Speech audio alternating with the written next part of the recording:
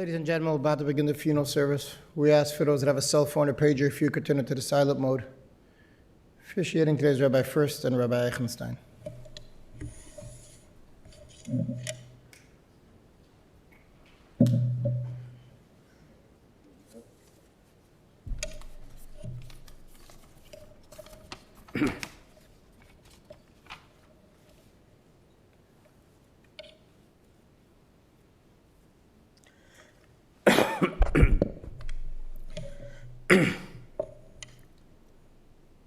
We're all coming together to give kavod achin to Rabbi Yosef Tzvi ben Reb Zev. Since we are in Shlosh Mi'akbala, we don't say Espedim except the immediate family. But Divrei Shvach, the Noid Yehuda, said we can be Meko. Rabbi Yosef was a Yid that learned in his earliest years and tells yeshiva in Cleveland, but really never left the yeshiva. All the years I knew him in Chicago, he was constantly holding a learning. Whenever we met, he had a good kasha to ask, a nice word to say on the Pasha and the Gemara. Kol Yimei Chayav. He was holding a learning. Even though he was in the world of business, but his head was in Torah. We're now holding Erev Shavuos Matan Toraseinu.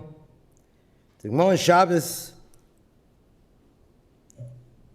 says, by Matan Torah, Kofar Leim Har Kegigis. To Mekabel Torah, he had to force Klal Yisrael. Taisus asks, why was it necessary to force Klal Yisrael? They said, Nasa v'nishma. There's no need to force him. Taisus answers, the reason is, Shem yechayzim kishiyu eish hagdayla. If you see a big fire by Har Sinai, they might change their mind. Therefore, we needed kofel mahar kegigis. Ask the Brisker Rav. So what do you need Eish HaGdayla? You don't need Eish HaGdayla. Just give the Torah from Sinai without Eish HaGdayla. And the answer is, Torah without a ben of Torah, without ben of fire, is not considered Limud HaTorah. Torah has to be Kinisinasa with Eish. Rabbi Yosef constantly had this brand, this Eish HaGdayla, throughout his life, and came to Limud HaTorah.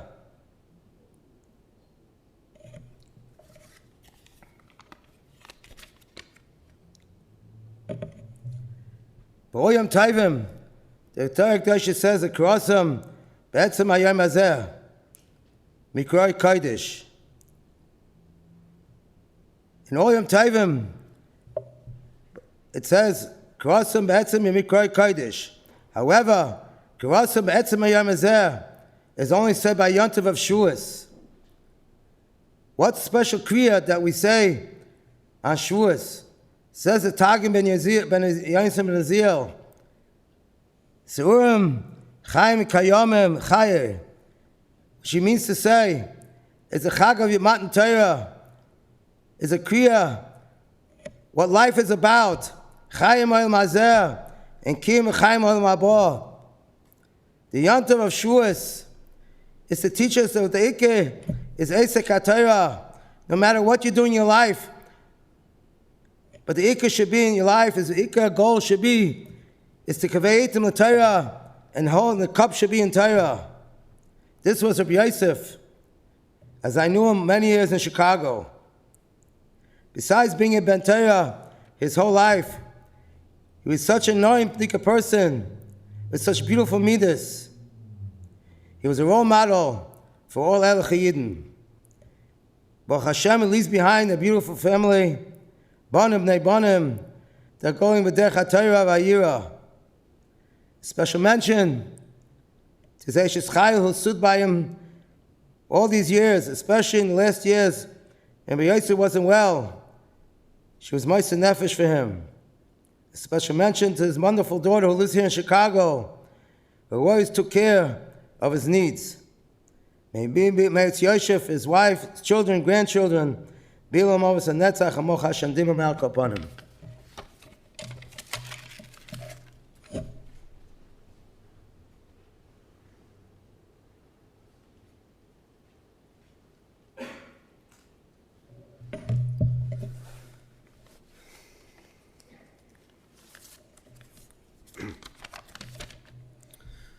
We've gathered together to give our Kavod Achron to Rav Yosef Tzvi, Zechrona Levrocha,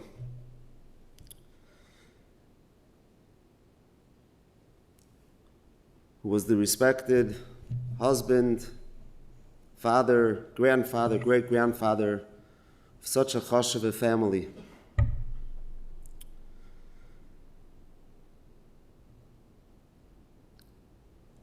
Rabbi Yosef was the respected elder, was the Zaken v'Yoshev Rosh of our Kehillah, someone who we looked up to as a dogma, as an example of what it means to be Erlich, to be a Talmud Chacham,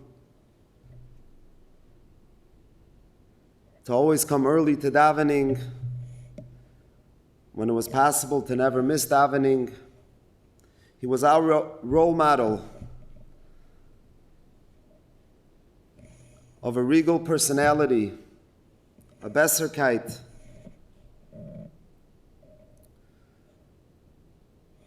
someone who the killer was machabed to take out the Sefer Torah by Kol Nidrei, from the only few who would ever speak by Shalosh Shuddis, that wasn't a guest.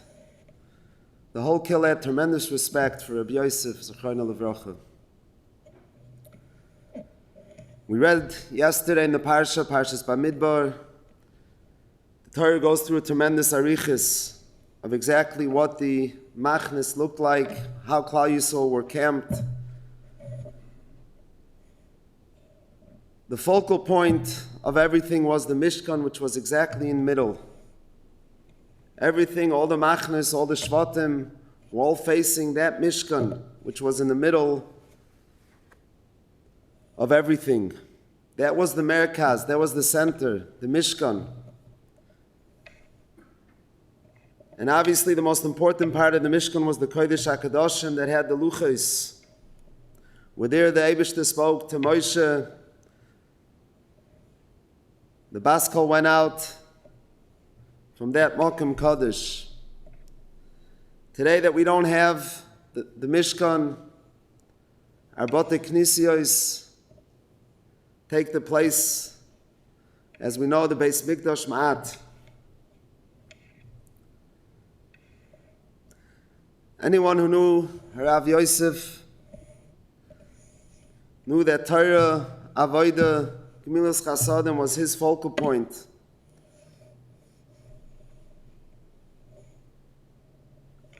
He looked forward to coming to shul. He looked forward to learning. He would constantly ask me if he could borrow this sefer and that sefer. Many times there were Tifas Svarim, Lamdish Svarim. He had a tremendous Avas HaTorah. His focal point of every day was davening and learning.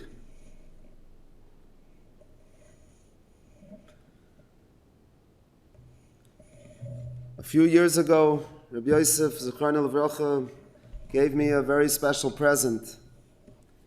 A sefer that my Zaydas, Zechrona Levrocha, had actually given him as a present in the 60s. This is going back a few years. And Rabbi Yosef was then a younger man, and my grandfather writes on him amazing titles. Muflig b'Torah v'yir Shamayim, Bal Midas Toivus, extraordinary titles for someone of such a young age.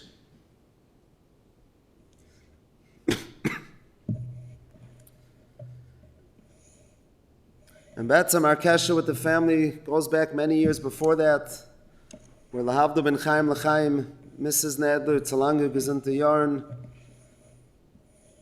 was close. The Reitzik family was very close to our family in the west side. This goes back 90 years. And throughout the years, we've kept a very close kesher, which Bli Ein Hara Tzalanga Yarn continues.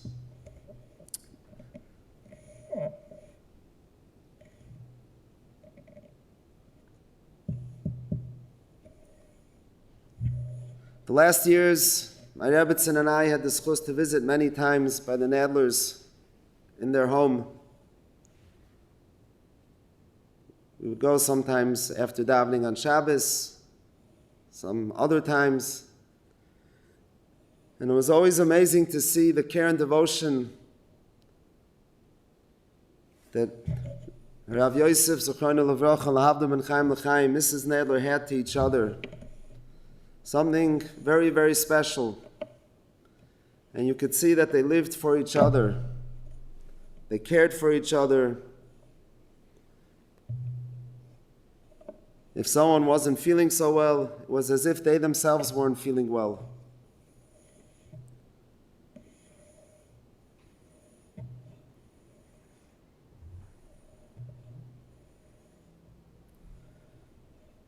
Together with that, we were able to see firsthand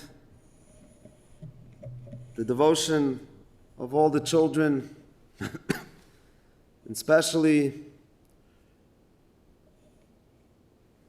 the local children, Reb Nachum Zechrona Levracha, who as an Edom did things which very few son-in-laws do to their in-laws. Mamish azoyvi ha'egen ezin, and that together with Lahavdu ben Chaim L'chaim, Mrs. Langsner, who in the last year has shown extraordinary koiches. We could call it himmlische koiches, in being able to balance all the different achrayisin.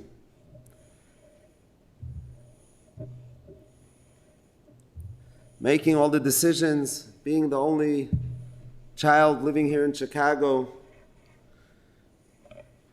Tremendous Mesiras Nefesh. And with that said, it's no chiddush that all the Langsner children, each and every one in their own way, Aaron, Mrs. Katzenstein, Shloimi and his wife, Avrumi, Shui, Yitzi, Yaakov, all have shown tremendous, tremendous devotion and care to their grandfather and Lahavdu ben Chaim L'chaim, their grandmother.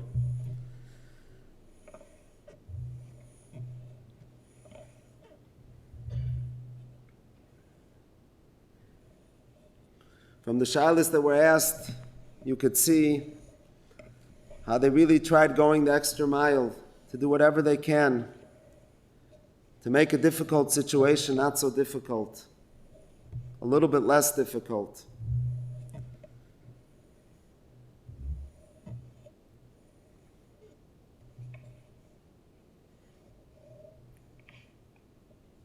B'shem the Kehillah, I'd like to ask Mechila, myself, everyone.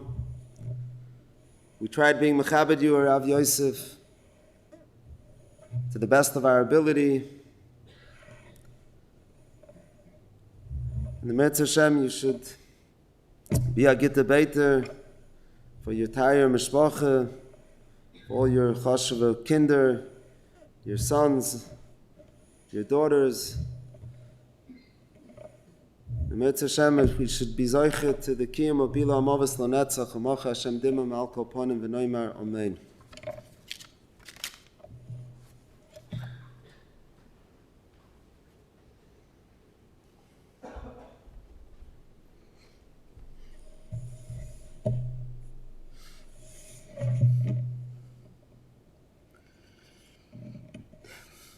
My shver came to Tulls, and that's where his life began. The Gemara in Shabbos says, Rav Yosef says, Ilav Hayem to Garm, if it wouldn't be for the Yom Tov Shavuos, have a Habi Yosef B'Shukah. There'd be many Yosef in the marketplace. There would be no difference between one person and another. Now that we have a Torah, everyone can grow according to his ability and the year that he puts into Torah. My shver used to come to us for Yom Tov. We used to argue a lot, and most of the times we agreed to disagree. It was always the Risa the Raisa. Whenever we came, he was always learning. I remember as a younger man, he used to come, and we used to come into Detroit. The Seder Hayom that he didn't finish, he used to finish that night. He wore his robe, and he used to sit at the kitchen table learning. This is the example that we saw, and what my children remember that Seder used to do. Torah was his whole life, as was mentioned before. Besides Torah, Rav Shlomo Shadran says, Torah's Chaim v'Avas Chesed. Where do you see? It's not Chesed. There's a difference of Chesed and there's Avas Chesed. The Avas Chesed, Chaim Vital says, the Iker Chesed is what you do at home with your family. What he did for my sugar, so Gesundheitssteig did for him, was unbelievable. Why? Because it was a Torah home. This is a lesson that we have to take. We should be a maid yesher for the sugar, for the children, the grandchildren, great-grandchildren.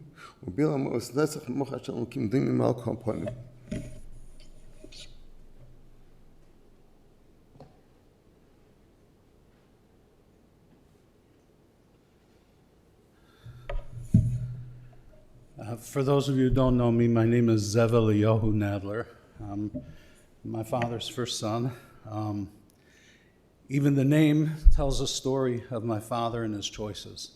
My father was born in Poland, and his father immigrated to Israel in 1936 to join Ord Wingate's Pigushei Alayla, and brought my father and his mother to pre-Israel. And right before the war, my bubby had the idea to go back to Stanislavov, Poland, to visit my father's parents. And when they got there, they said, "Get out, things are going to happen." And my father literally got out on the last ship out of Italy, went back to Haifa, and his father was killed in battle in 1940. And they moved to Farmingdale, New Jersey, where my bubby's parents had already immigrated years before. And he had choices, my father, he had choices. The choices he made is what brings everybody here today and the way we live. He had the zchut to go to Telz Yeshiva in the most interesting way of how he landed there, coming from the family he came from. And his choice could have been to go towards one part of the family or to go to the part that he loved. And what he loved was Torah on an intellectual level, but more importantly as a way of life, and realizing that this was the way. And you could think that that was a complex situation that he had, but he really was a simple man, not intellectually, of course, he was brilliant, but he was simple in his pursuit of Torah and in his pursuit to raise each one of his children per their needs. I was not the easiest to raise, and he was able to get me to go to yeshiva New York by buying me a motorcycle to drive from Detroit to New York to go to the yeshiva. He wanted to learn with me once a week, and I said, only if you learn to shoot an AR-15. So he actually came out and went to shoot a battle rifle with me just to get me to learn. These are the kinds of things he did for each kid to help us grow. And he was a businessman, and like all businesses, there were ups and downs, but my father had this ability to have a joie de vivre. He never gave up. He always continued with a smile. Everything's going to be great. Everything happens for a reason. And I learned a lot from him from that as well. So my father was an inspiration, a very good man, very well respected, but also a man who made the right choice. And I'll miss him. Thank you.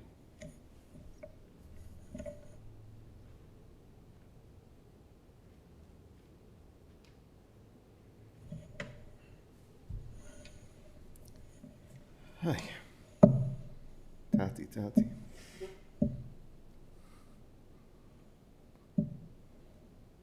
You were Yosem at such a young age, but you persevered over so many challenges to become a Talmid Chacham, somebody who had Baruch Hashem, you have so many children, grandchildren, great-grandchildren, Rebbeinu Torah. You were Talmid Muvak of Rebbe Elimeir Bloch and Rebbe Baruch Saratskin, and you had such a great shaykhus to them, and you followed in their footsteps. The stories you would tell us about the yeshiva days, unbelievable how it would inspire us and want to be the same. You told us how you would be makbid on every zman to finish the Masechta. It was something that I aspired to, but it was things like that gave us the cheshik to want to continue in your ways and do it the right thing. How would it be that you were, the Rashivas would be mamani you to take care of Laser Silver when you would come to tell us from Cincinnati all the time, the beautiful pictures we have of that, and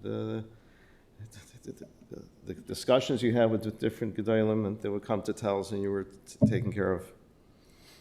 And then the next trial in your life when your stepfather was nifter and you had to go to Detroit to help Bobby Anna, your mother. And you decided to become a Rebbe in order to make Parnassa to help her, which you did. I'm sure it wasn't easy to leave yeshiva, the yeshiva you were in. You're still a Bacher then, but you became a Rebbe.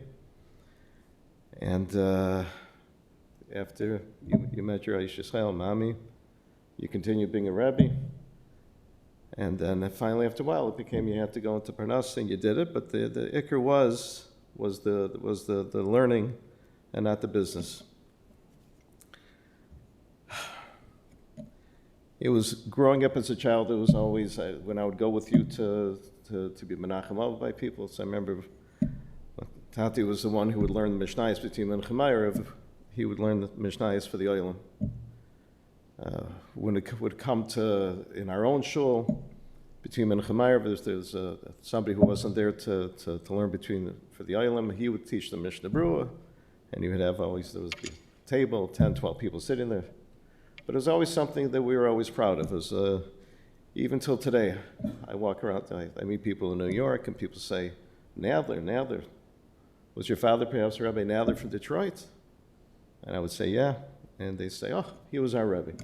So such a reishim, you made on your Talmidim, people years later, 50 years later, they're still remembering what you taught them and remembering the shaykhus you had to them.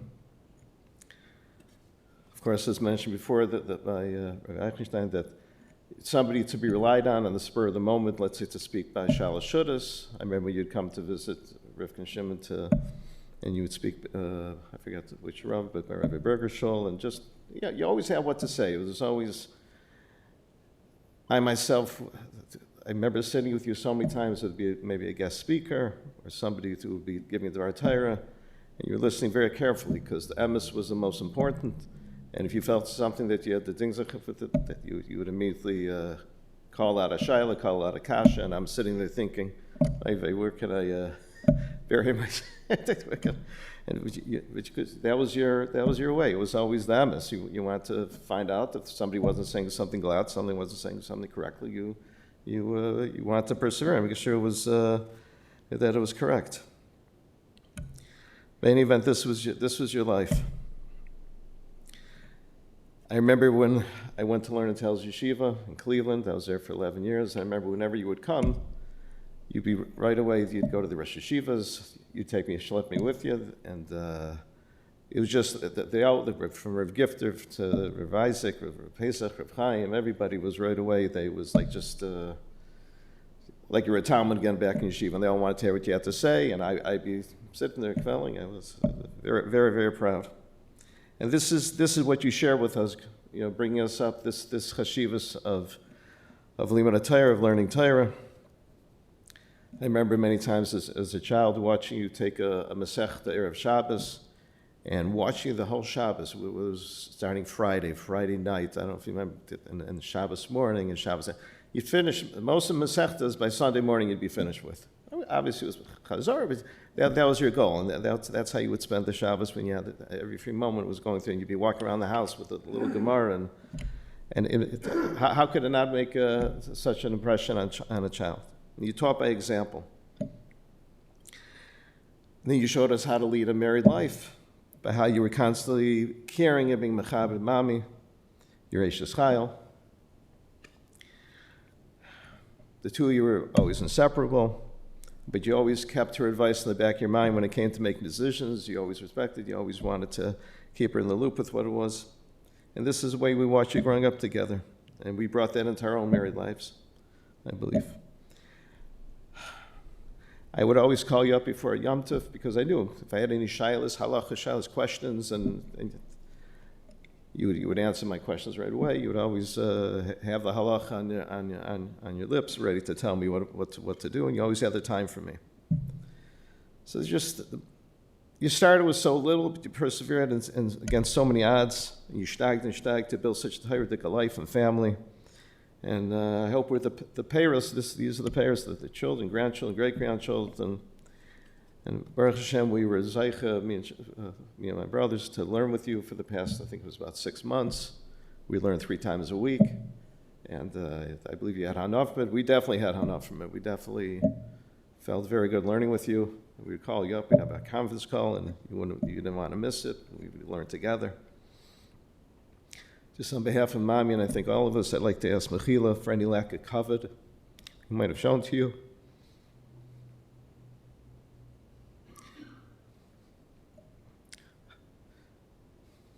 I wish I could have visited you more.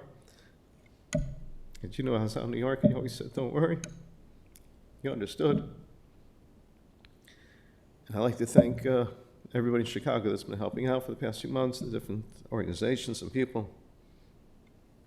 And Tati, please, we have Meil Zeisher for Mami, for all of us. Gemara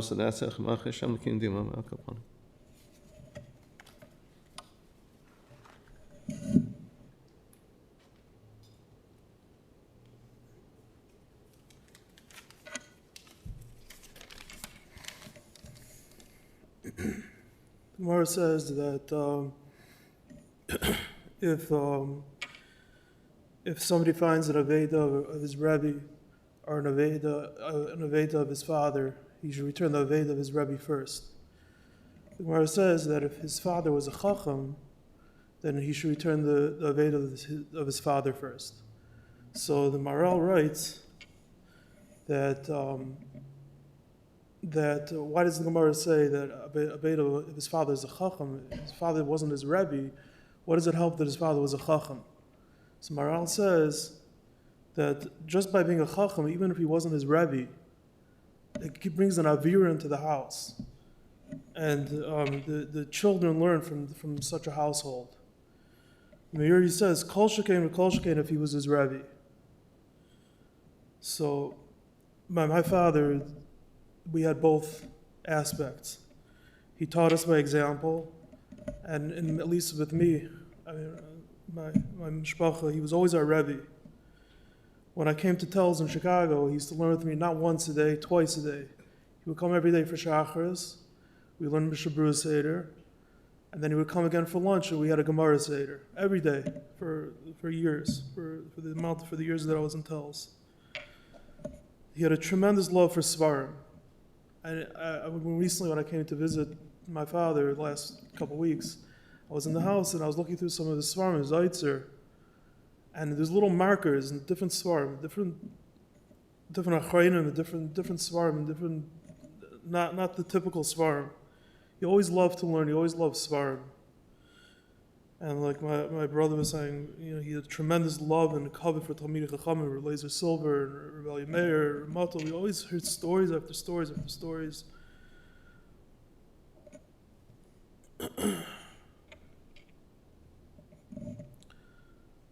He had a tremendous midah that he never wanted to matriach people, ever. He always was thinking of the other person. and what their wishes were. You never went to Matriach, probably came from the chinuch and tells, and just in general, his personality. You know, you see, he never went to Matriach people. I just want to ask a mechila from my mishpacha, from the whole mishpacha, from my father. Bilam avos l'netzach l'machashon l'kim l'dim al kol panim.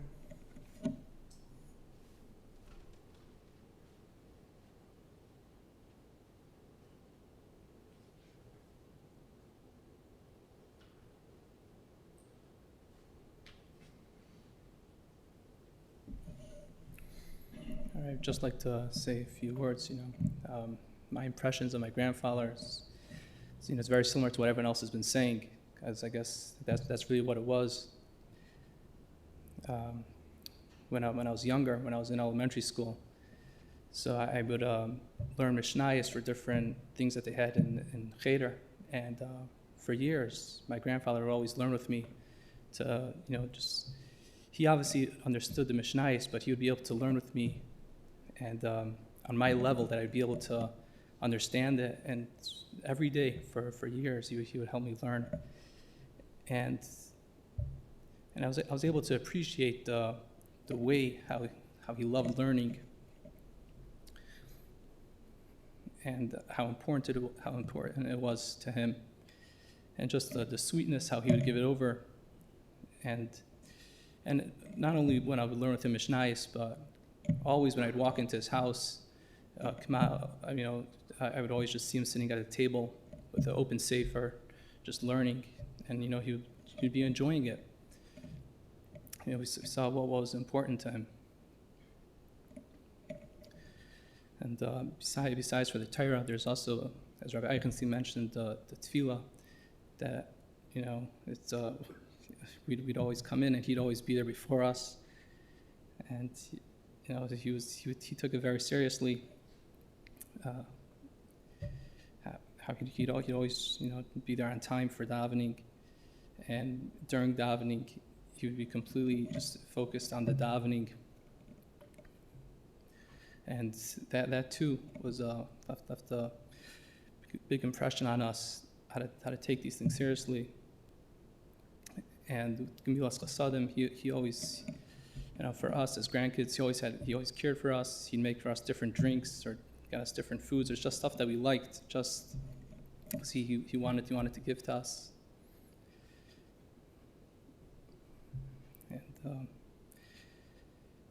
And my grandfather growing up, he grew up without a father, and might not be the easiest thing for someone to, growing up without a father, but yet he was able to make the right decisions, as my uncle spoke about, and he never let that stop him. And I guess I could sort of appreciate what he was able to do, and we could look at it as his chayvus, to not let anything hold us back, and just keep growing in Torah, Avodah, Gemilas Chasadim. I'd like to ask mechila from us, for the whole family.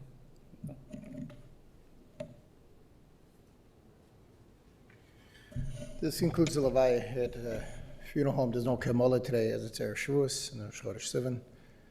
For those who will be going to the cemetery, we'll be lining up right in front of the chapel. The family will also sitting shiva today, probably like an hour or two, at the Nadler residence, 6153 Drake.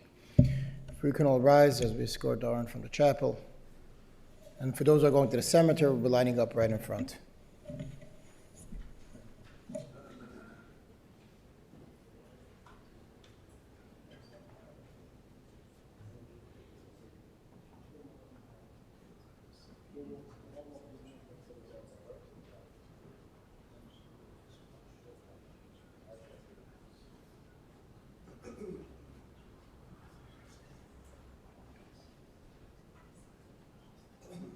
So come this way.